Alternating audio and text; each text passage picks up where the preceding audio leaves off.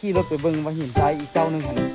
มันน่ะนะมันงามบ่เนาะมันงามมันโอเคอยู่แต่ขั้นขี่ไล่กับบนจะเอาทุกคนมันผสมยากเนาะบางทีโอ้ทุกคนในวาซีนะ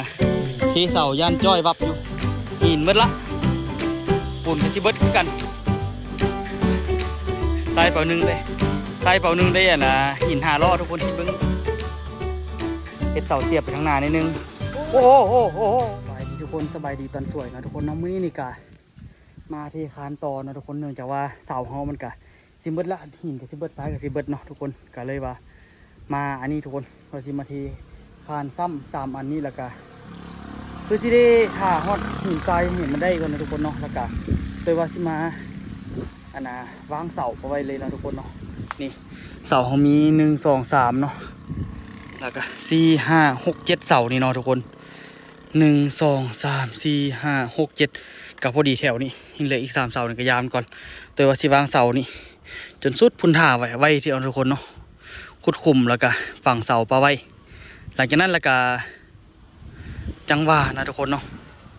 แล้วจึงว่าอีกว่านะสิเฮ็ดจังไดต่อไปเนาะก็มีแต่มื้อนี้เบิ่งคันต้นตาลตื่นตอนนี้ต้นตาลไปพักผ่อนเนาะตัวก็ผสมปูนไว้ท่าเป่านึงละตัวที่เทนี่แล้วตัวที่ตั้งเสาเนาะพอดี7 เสาเลยอันนี้4 เสาอันนั้นอีก3 เสา4 เสาพวกนี้สิย่อไปใส่พุ่นเนาะแล้วก็สิเล็งเสือกดีๆแล้วก็สิตั้งเสาทิ่มปะไว้เนาะเอาปูนเทปะไว้มันก็สิเบิดละบางทีนี่ก็ยังมีหินมาเล็กลิกหน่อยแล้วก็ตัวสิควดเคลียร์แถวนั้นออกมาเฮ็ดนะสิเทเสานี่ปะไว้เนาะตัวสิแต่ตัวสิเทประมาณ1.50 พอละเหลือก็ตัดทิ่มแล้วก็แล้วเนาะที่จริงมันใส่เข้าไปประมาณเม็ดปลายนี่แหละทุกคนมันสิได้กอขึ้นอีกประมาณจาก3 ก้อนเนาะอันนี้ได้กอบล็อกขึ้นได้ผมไม่เท่านี้แล้วเลยทุกคนได้กอบล็อกขึ้นอีกจาก3 ก้อนเนาะถือว่ากว้างเติบเลยทุกคนคนหนึงมุดเข้าไปได้นะคันที่ไปอนามัยไปอย่างมันก็ได้นะแต่ว่าก็คือบ่ถึงคันได้อนามัยหรอกนะทุกคนก็สิเฮ็ดปลาไว้เลยแต่ว่าพื้นนี่สิบ่ได้เททุกคนพื้นตัวนี้โทรหาบ่หมายบ่เทก็ได้จังหน่อยเฮามันมีคานทุกคนตัวสิเทคานเห็นบ่ตัวสิเทคานจองแต่ละเสานี่อันนี้ตัวเสียบเหล็กไปละก็เสียบเหล็กไปเนาะนี่แล้วก็บ่แล้วตัวสิค่อยๆใส่เสาไปเรื่อยๆเนาะเสานี่บ่ฮู้ใส่ได้บ่ มันก็บ่ค่อยแข็งแรงดอกทุกคนพอจอยใส่เล็กน้อยเนาะตัวนี้แต่ว่าสิมาทิ่มเฮ็ดคานแต่ว่าก็คือว่าอะไรมันต้องได้ซับต้องได้ทุบออกเนาะคันสิทีเฮ็ดคานเฮ็ดตั้งขึ้นก็ได้มันก็สามารถประหยัดปูนไปได้หลายเติบก็พอแล้วก็ตัวสิซับตัวนี้เนาะแล้วสิเอานะครีมมาหนีบให้มันหักแล้วก็เอาท่อนมันไปวางต่อเนาะตัวนี้ก็สิได้ขุดออกดีๆโอ้โครงการอีกกันนะยากอยู่เด้เนาะทุกคนเนาะก็ค่อยๆเฮ็ดไปแหละแต่ว่าสิวางเสาทิ่มไว้เนาะแต่ก็ในเมื่อตัวสิเทอันนี้ให้มันแล้วก่อน3 คานนี่ก็ยังบ่ทันละเอียดซ้ำยามันเนาะใจแท้จากได้ไม้แบบนี้แหละเบิดไม้เขาก็คือว่าอะไรตามเกิดเนาะมันก็คานก็อาจจะบ่ดีปานใดเท่าที่ควรเนาะเพราะว่าไม้เฮาบ่มีไม้แบบก็เลยว่ายามันซะเอาซ้ำที่ได้นี่แหละเนาะหรือว่าบางทีตัวสิไปซื้อไม้แบบอีกว่า คันซื้อไม้แบบนี่แบบที่งามแต่ก็บ่จำเป็นงามทุกคนเพราะว่าเฮ็ดเฮาพอเฮ็ดแล้วนะเฮาเฮ็ดแล้วปุ๊บนี่เฮาก็สิได้อันน่ะเอาดินมาถมกบมันหั่นน่ะเฮาไผก็บ่ได้เห็นอยู่แล้วทางกองมันเนาะอัดไปก็บ่มีความหมายดอกว่าสิเฮ็ดงามบ่งามเนาะเฮาบ่ได้กอบ่ได้โบกเนาะเฮาบ่จำเป็นจะต้องเฮ็ดงามเฮงปานใดก็ได้หั่นน่ะทุกคนก็เลยว่าเอาไม้แบบตามเกิดไปแหละเนาะก็นี่แหละเนาะก็เลยว่าพยายามเฮ็ดให้มันแล้วเนาะใจแท้ก็อยากให้มันแล้วช่วงเบิดฝนนี่คันแล้วนี่โอ้สิได้ทดสอบเลยว่ามันสิได้ผลบ่เนาะ คันเทอย่างแล้วปกแล้วก็ป้าอ้อยลองเบิ่งดูสินะดินก็ยังบ่ทันถมเทื่อเนาะถ้านั่นก็จึงถมว่าซั่นซะอันนี้ก็สิได้มางออกเนาะตูบตัวนี้ก็สิได้มางออกไปสิได้ค่อยๆถอนเอากระเบื้องถอนออกแล้วก็มางออกเนาะตูบนี่แน่นอนต้องได้มางเพราะว่ามันสิกรีดเวลาถมตัวกกอันนี้ก็ได้ตัดเนาะถามว่าบ่ตัดได้บ่ก็ได้อยู่ได้แต่ว่ามันก็ ถมขึ้นหลายเติบเลยถมต้นมันเนาะกรีดเนาะต้องไหนก็ต้องได้ตัดเนาะมันบนสิ่งปลูกสร้างเขาบนก่อสร้างเขาต้องได้ตัดแต่เดี๋ยวนี้ไว้ทิ่มปลาไว้เนาะโอ้ถมนี่ก็บ่ธรรมดาเด้อบ่แม่นบ่สูง แต่เอาถมเอาไว้มันก็สิปลอดภัยกับห่านเท่านั้นเพื่อสิแบบว่าให้มันบ่มีแห้งแบบบีบพะนะทุกคนเนาะมันบ่มีแห้งที่แบบว่าจิมาบีบปะนะบีบห่านเฮาเฮงหั่นน่ะห่านเฮาก็ก่อขึ้นสูงเติบก็แมตรกว่าๆพุ่นน่ะทุกคนนี่เนาะแต่ว่าก็บ่มีปัญหาแล้วแหละซันมีนี่ก็ได้แต่เฮาก็อยากเฮ็ดไว้เนาะให้มันละเอียดว่าซั่นซะส่วนสิกอตัวนี้แล้วอีกโอ้ทางนี้ก็บ่ธรรมดาเด้อพ่อแม่พี่น้องเอ้ย สู้ต่อไปเนาะทุกคนบ่มือหนึงกับมือหนึงมันหักสิแล้วดอกเดี๋ยวตัวสิเทเลยละสิผสมปูนเทแล้วไปเอาบางหินก่อนนี่มันใกล้กับอันนะกระถางนี่นะทุกคนเนาะมันใกล้กับกระถางนี่ก็เลยว่าผสมแล้วเราก็ตักเลย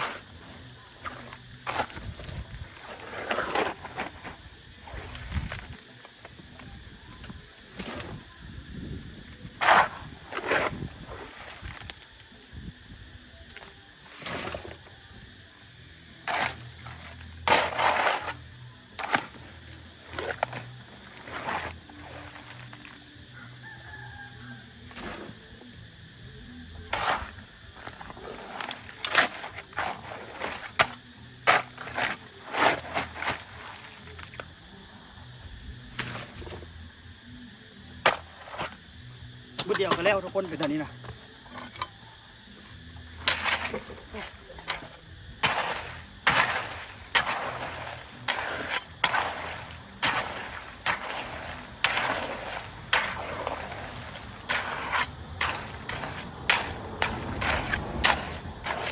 ผสมซะหน่อยเนาะผสมหลายบัดเดียวนี่บุคักทุกคนปูนนั้นเดี๋ยวผสมแซนี่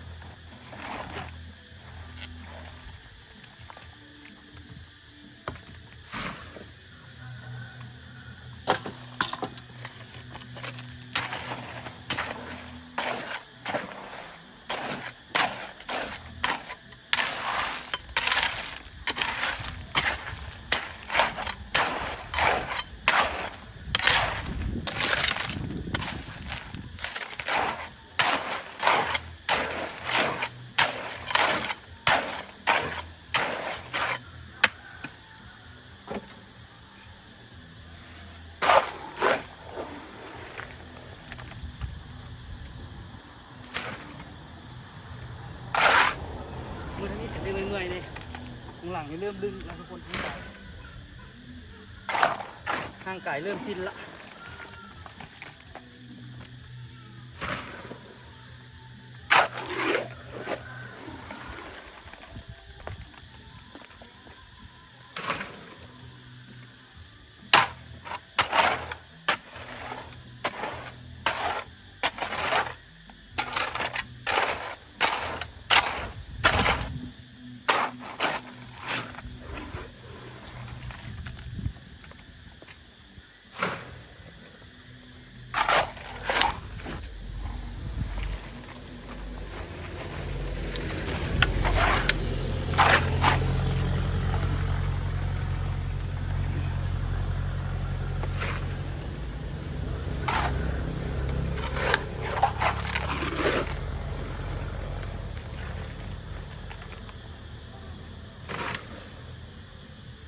ปูนเข้มคน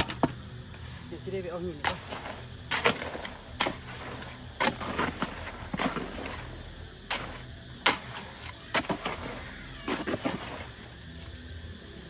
เอาหินก่อนทุกคนเทอันนี้แล้วล่ะพอดีต้นตาลตื่นมาแล้วทุกคนมาแล้วก็มาเฮ็ดคานมาเฮ็ดตัวนี้ต่อนะทุกคนเนาะกะว่าสิมันแล้วแหละแล้วก็ว่าสิพากันขุดขุมแล้วก็ว่าสิตั้งเสาว่าซั่นเด้แต่บ่ฮู้ว่าสิได้ตั้งบ่เนาะแล้วก็ยังอันนั้นอยู่คิดอยู่เบิ่งเดี๋ยวให้ต้นตาลผสมปูนท่าแล้วก็ตัวสิไปลองขุดขุมทางนั้นมันก่อนเนาะมันสิเวิร์กบ่ถามหินอีกเจ้านึงกี่ปาดโธ่อันน่ะหินเขาเว้าทรายเขาเว้า2 ล้านหินเขาเว้า2 ล้านปลายว่าซั่นดิบอกว่าปฏิโทคือว่าราคานักแท้ว่ะเบิ่งมือแรงสิขี่รถไปเบิ่งว่าหินทรายอีกเจ้านึงหั่น มันอ่ะนะมันงามบ่เนาะครับมันงามมันก็โอเคอยู่แต่ขั้นสีไล่กับบ่เป็นตาเอานะทุกคนมันผสมยากเนาะบางทีสร้างหินมามีแต่ขี้ตมเนาะทุกคนมันก็เลยแบบอยากยากขั้นสร้างคือได้คือที่เขาสร้างนี่ก็โอเคอยู่เมื่อกี้ตัวขุดขุมตัวไรมึงละทุกคนเสานี่มันมีอยู่7 เสาเนาะคันว่าคันเขาฝั่ง1 2 3 4 5 6 7ออกไปสุดฝั่งนั้นก็ตั้งได้อยู่เนาะทุกคนนี่ตัวขุดขุมไปไว้ละขุมหนึ่งเดี๋ยวพี่เอาไปใส่ขุมนั้นลองเบิ่งอึ๊บ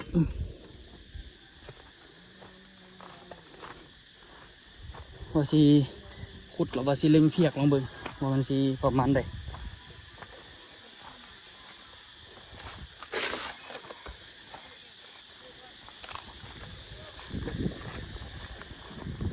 นี่เลยเนาะน่าจะตกประมาณนี้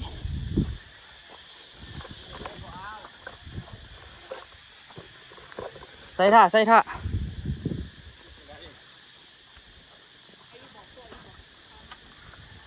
ได้อยู่ตี้บางหินพออยู่ป่ะ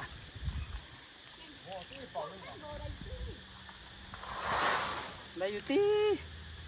3 รอบถูก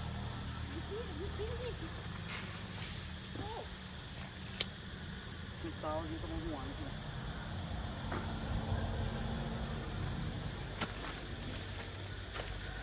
ตายหมด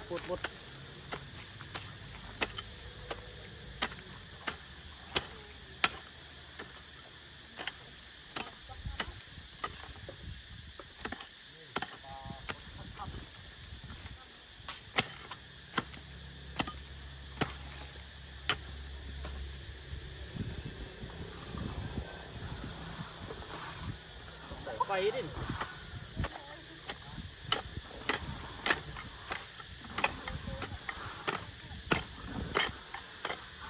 มันเป็นหินลูกลังทุกคน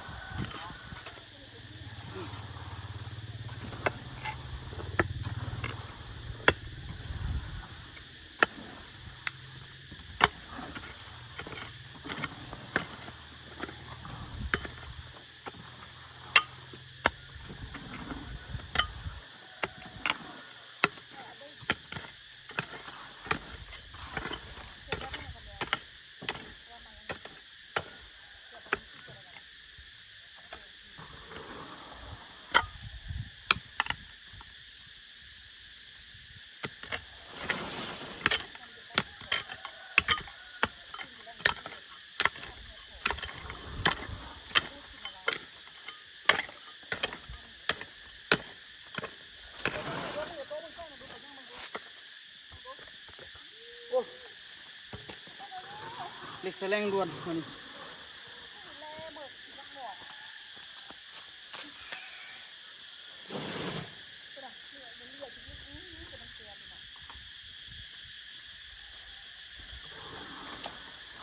ผมก็พอดีถือพวกหินขนาดเลย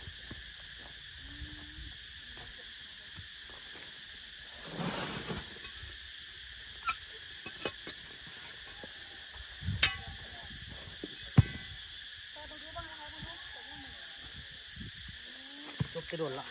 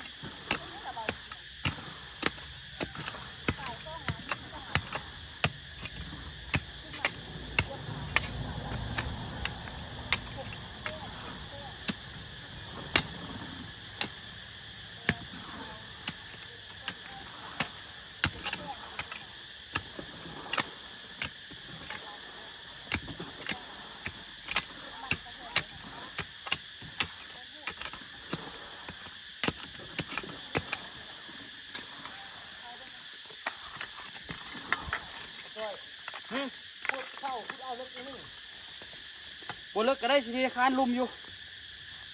บ่คุดเอาเลิกแน่เอาเลิกมันสิลื่นอาจารย์ตัวอาจารย์เฮ็ดแล้วซุนี่สิไปลื่นอาจารย์วะ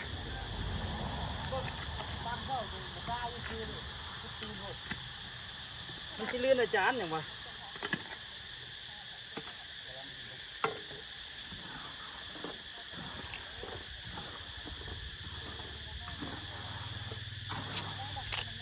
เป๊ะ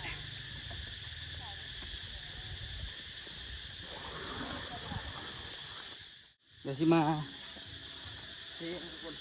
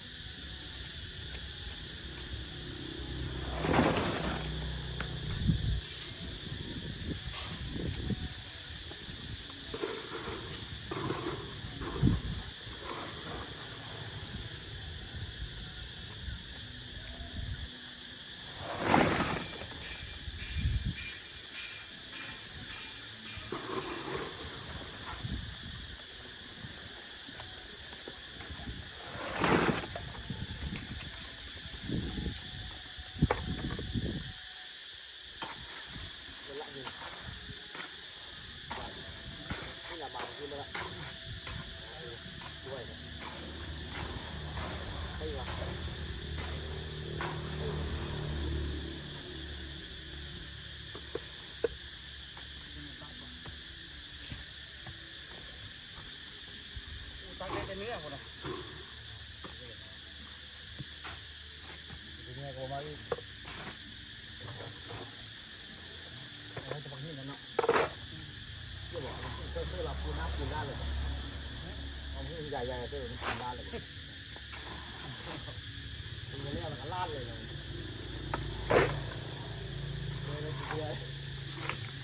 ให้เหนือจะมาเดี๋ยวซาก็ตัวนี้มันจะแข็งด้วยมันน้อยได้ยุบ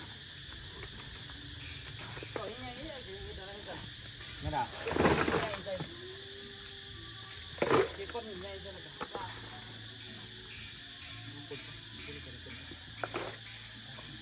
จะปูนละเปลือกก็นะกินเลย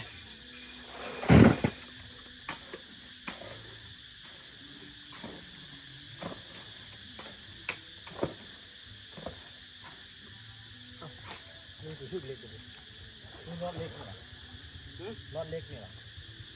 รอดขึ้นเล็กอะไรเชือกยังดูเล็กนี่เนาะไปเดี๋ยวผมจะเชือกยืมเบื้องน้ำเลยดำลงโอ้โห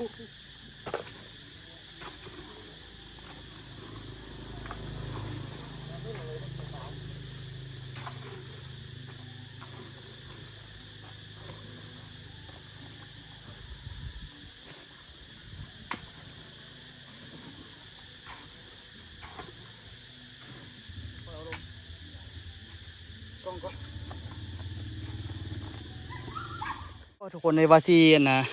เทเสาย่านจ้อยวับอยู่หินมืดละปูนกับซิเบิร์ดคือกันทรายเป่าหนึ่งได้ทรายเป่าหนึ่งได้นะหิน5 ล้อทุกคนคิดเบิ้งแต่ถามว่าเข็มขุ่นบ่ไอ้กว่ามันเข็มขุ่นอยู่ก็ขึ้นมาเลยครับเชื่อใจอายุพออยู่วะเนี่ยปูนนะปูนเป่านะล้อนั่นนะอยู่นี่มันน่ะมันเป็นน่ะมันเป็นกระสอบเนี่ยนะมันลุบเด้มันลุบลงไหลสีทับเสานี่ใส่อยู่อิดแต่ว่าแถวนี้ก็ตื้นละบนนี่อยากว่าลุบหลายเนาะ โอ้กันเห็ดแล้วเบิดนี่แจมแท้นี่ทุกคนเบิ่งเอานี่คักบ่ เบิ่งบนนี่โปเนาะมันสิแตกเสียนกับปักมือทุกคนนี่เราจึงเอาเข็มบงเอาเจ็บมือตึงเลยนี่เสียบเหล็กปลาไว้เนาะไว้ใส่เสาใส่เหล็กปลาไว้ไปแล้วก็ต่อเส้นนี้เลยตัวขุดขุมไว้ว่าสิตั้งเสาอยู่นี่เสาหนึ่งแต่ว่าเบื้องปูนคือสิบ่พอละมืออื่นแกะแบบโอ้แจมได้เรื่องนี่โอ้บ่ธรรมดาเนาะตั้งหันเสาหนึ่งตั้งนี่เสาหนึ่งตั้งนี่เสาหนึ่งแล้วก็ตั้งเสานี้แล้วก็ซัดจิ้วนะทุกคนเตะสอยบนนี้ออกในนึงเนาะสอยแถวนี้ออกโอ้คันว่าเฮ็ดแท้ๆนี่บ่แท้เด้2 เดือนกันแล้วบ่ฮอด2 เดือนซ้ำว่าบ่ฮะคะแนนใส่เบิ่งก่อนละมั้ยเรืออะไรก็ตั้งเสาตัวยามัน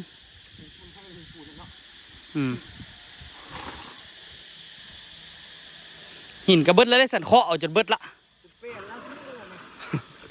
สิพาทุกคนไปเบิ่งหินเด้อเข้ามาเคาะเอานะโอ้อันนี้มันเบ่งออกตรงนี้ใครจะจองเสือกค่อยๆเทเด้อตาเด้อมันตึงออกเบิ่งหินทุกคนเข้ามาเคาะเอานะ นี่แหละคือกองหินเนาะเคาะแท้เคาะว่าเคาะจนบ่เหลือบ่เลยบ่เหลืออีกก็เคาะไปเคาะมาก็ได้อีกรถนึงอีกได้อีกล้อนึงเสียได้นี่คารามานี่ใครว่าได้หินมานี่จะเอาหินไว้บนเก่านี่แหละแล้วก็เสียวทรายบนนี้เสียวทรายไปฝั่งนี้คันว่าได้เลยใจแท้ก็อยากได้หินอยากได้ทรายมาไว้นะมาเทเสาปะไว้เนาะซ้ำซาบ่ได้เห็นอย่างกับแต่ละมือกะเทเสาผสมปูนจักโอ้ดำมาเสา3 แบบหันกับเครื่องเป่าก็ได้แล้วบ่ซ้ำประเทคานนะทุกคนเอาเล็กวางแล้วก็เอานั้นเปอะใส่เอาอย่างตันหัวนึงแล้วก็เทเฮ็ดเสาเสียบไปทางหน้านิดนึงโอ้โหอ้าวเขาคือว่าสิเอาปูนไปก่อเสาหรือเปล่าวะ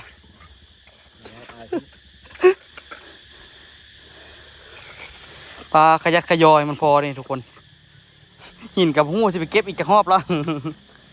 เก็บจนหูสิเก็บจังไดละหินก็ได้พอดีอ้าวจบโครงการเบิ่งจาก4 ปูนทุกคนเบิ่งจาก4 ปูนนี่นะคิดเบิ่งขยักขยอยมันพอนะนี่วันนี้สิได้ไปซอกไม่แป้นอีกบ่หึกินได้เนี่ยอย่ามาซื้อจะเพื่อพอแล้วขอมีแป้นแล้วก็ปะนี่คนขั้วก็ได้อิ่วล่ะ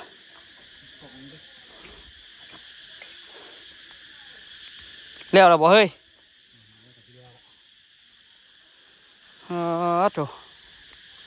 ขยันขยอจนพออีหลีทุกคนแล้ว3 คานมือนี่กับมัดเล็กเนาะเบิ้งอ่ะนะ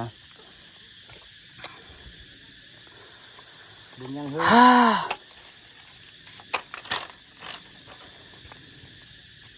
สิงัดสู้เอาเงินห้านไปซื้อบางหินก่อน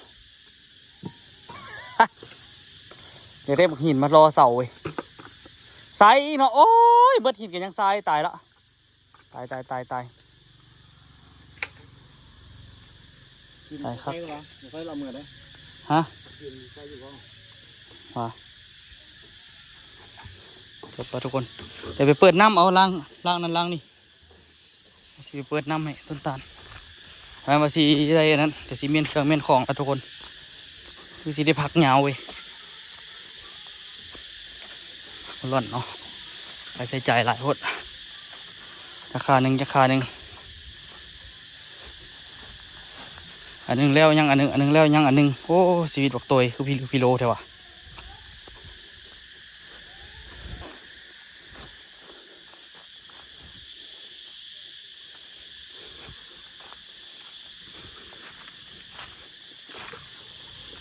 ล้างไม่ตัน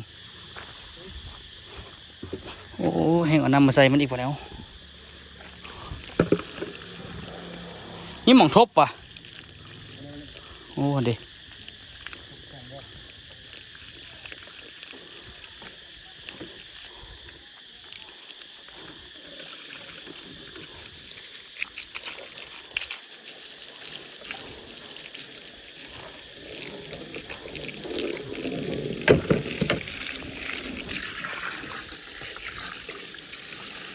ทุกโครงการแล้วยังโครงการนี้อีกยาวนาน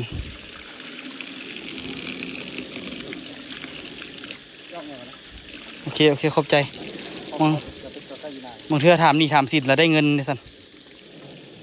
เดี๋ยวจะหู้เนาะ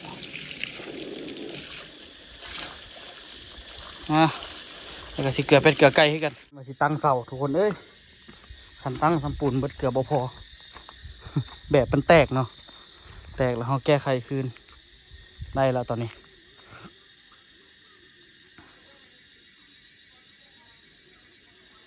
โอ้สิไปแปลงอันเล็กอันนี้ไปก่อนเดี๋ยวมันสิเกินหมด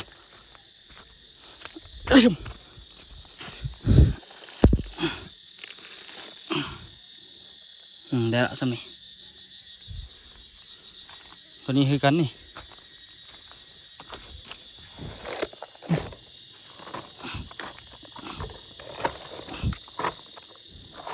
หนึ่งได้อยู่ละตัวนี้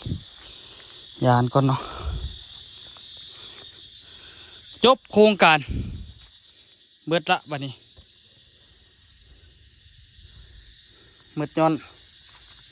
แง่มืดถาเบิ่งตัวจริงแล้วทุกคนเนาะเพราะมันสีเป็นไปได้ปานใดเดี๋ยวเจ้าหน่อยตัวชีไปส่งเครื่องให้ติ๊กแล้วชีไปเบิ่งก่อนว่าหินกับอันนั้นแห่มันสีราคาเท่าไหร่เนาะแท้สันซาบ่ฮู้ว่างามบ่สิขี่รถไปเบิ่งตัวจริงก่อนบ่ได้ไปเบิ่งวันนี้คักแล้วนี่เขาแจ่มเด้อบัดนี้เด้อได้หินได้ทรายมากองใกล้ๆนี่โอ้ยซ้ำสิทีบัดนั้นนะ สบายบื้อเนาะค่อยๆเฮ็ดไปนี่ตามเว้าเนาะเอามือละสามคานเนาะมืออื่นกัน1 2 3ก็ฮอดจำเลยเด้นี่เด้เห็นบ่คันว่าตั้งใจเฮ็ดนี่ก็บึดเดียวเด้ตัวว่าเด้3 คานจำ3 คานจำมือละ3คันมีแบบนี่แห้งคักมาช่วยกันหลายๆคนบัดเดียวจำเลยนี่ใส่นี่อีกตัวมาไล่มึงละอันนี้ยังเหลืออีก11 เสานะทุกคนเนาะเหลือ11 เสา11ก็เป็น12 13 14 เสายัง14 เสาที่ยังบ่ทันพอเนาะแต่ก็เว้าบ่ได้คันได้ตัดตัวนี้ไปใส่บางทีอาจจะพอ14 เสาหั่นน่ะแต่ตัวก็ว่าสิเทสิเฮ็ดออกมาอีกสิค่อยๆเทเนาะทุกคนแบบมันมีละแต่ว่าคือว่าเลยหินกับทรายยังบ่ทันมีเนาะมันก็แพงแน่ทุกคนยามนี้แห้งเศรษฐกิจแห้งนักแห้งว่าแพงแล้วทุกคนเนาะนี่ทุกคนตัวเทศมาจำเลยแหละหอยพอจอยเราขุดขุมไว้ตัวมานับขุมพอจอยแล้วมี11 เสาเนาะทางนี้โอ้โมเมนเด้11 เสาก็เป็นเสา1เป็นเสา2หลังจากเสา2ก็เป็นบวกอีก3ก็เป็นปัดทุกสังเหลือเสา4 เสานะทุกคนยังสิพอพี่อีกเห็นบ่เอามาจำพี่ดูได้ปากนะแล้วก็สิได้อันนี้พอจอยเทคานแล้วเนาะมันบัดสิกอกับบ่ยากแล้วเนาะกอขึ้นก็ได้อยู่กออัดนะตัวนี้ก็สิได้กอไปจนจำฮอดนะแถวน่าจะกอไปฮอดแถวนะแถวปั๊มของเราแล้วก็สิปรับดินแถวนี้ให้มันเพียงเลยเห็นบ่สิปรับดินแถวนี้โอ้ยังเหลืออีกโครงการยาวนานตัวบอกแล้วว่าโครงการยาวนานเนาะ แถวนี้ก็สิถมมืดเนาะหลังจากถมกับโอ้ยปั่นเฮาซื้อดินบ่แล้วทุกคนคันเอาเฮ็ดแล้วเนาะคันเอาเฮ็ดแล้วนี่ปั่นเฮาซื้อดินซื้อที่เพิ่มได้ที่นี่บ่ไกลเนาะซ้ำเฮาซื้อที่ให้ตัวเองมันก็ถามว่าควรเฮ็ดบ่ก็ควรเฮ็ดแหละเนาะควรเฮ็ดแต่ดนแล้วแต่ว่ามันคือว่าแหละเนาะค่อยเป็นค่อยไปมื้อใดอันใดก็อันสร้างแต่ละปีมันบ่แล้วจักเทื่อเนาะเฮ็ดอันนี้แล้วบางทีตัวก็สิเฮ็ดบนจอดรถอยู่ฝั่งนี้เนาะเฮ็ดบนจอดรถอยู่ทางนี้เพิ่มเพราะบนจอดรถมันบ่มาตรฐานดอกเนาะ เฮ็ดตัวนั้นแต่ถามว่าจอดได้บอกก็จอดได้ ตัวเฮ็ดหอมหน้าตัวสิเอาไม้ดีๆมาเฮ็ดอันนะบนจอดดีๆเฮ็ดให้มันได้2 คันเนาะแต่ว่าสิเฮ็ดจอดไว้ในพุ่นแหละหรือว่าซุกไว้ทางข้างนี่เนาะสิเฮ็ดบนซุกไว้ทางข้างนี่เพราะว่าอันนะเพื่อแบบอันนะซุกทางข้างนี่มันสิเย็นทุกคนตอนแรงมาเนาะหรือบ่ซั่นก็ถ้าเบิ่งตัวจริงเลยเนาะอาจจะซุกไว้แจนั้นหรือว่าแจใดก็บ่ฮู้เนาะหรือว่าสิเอาต่อมาทางหน้านี่ก็บ่แน่ใจเนาะทุกคนเป็นในฝากทุกคนติดตามนะทุกคนเนาะว่าสิแล้วบ่เนาะแต่ว่าตัวตั้งใจนะนี่มันต้องแล้วทุกคนบ่มือไหนกับมือหนึงมันก็ต้องแล้วต้องประสบผลสำเร็จเนาะเป็นยังไงก็ฝากทุกคนเป็นกำลังใจให้เด้อเดี๋ยวตัวสิไปถามเบิ่งมันก่อนแต่ว่าตัวฮู้แล้วราคาเขาเจ้าบอกว่านะทั้งหินทั้งทรายรวมทั้งกันก็เป็น4 ล้านเอ็ดเนาะที่เบิ่งหินเบิ่งทรายว่ามันสิงามบ่ถึงว่างามก็โจะไว้ก่อนอดใจไว้ก่อนเนาะใจแท้ตัวก็อยากได้ไวๆเพื่อสิมาค่อยๆเทเสานะทุกคนเสายังเหลืออีก4 เสาพุ่นน่ะมือได้มันมี3 แบบเนาะ313 326 339 342 355 368 37 21 38 24 8 มือเนาะทุกคนมือละ3มือละ3หรือว่าคันเทตอนเช้าตอนแรงก็ได้อีกเนาะ7 8 มือก็แล้วดิเนาะเสาซื่อๆจะจบไปเนาะงานเป็นยังไงก็ฝากทุกคนติดตามเนาะสบายทุกคนสบายดีเด้อปูนก็มีละเล็กก็มีละเล็กใครจะซื้อละเล็กเนาะ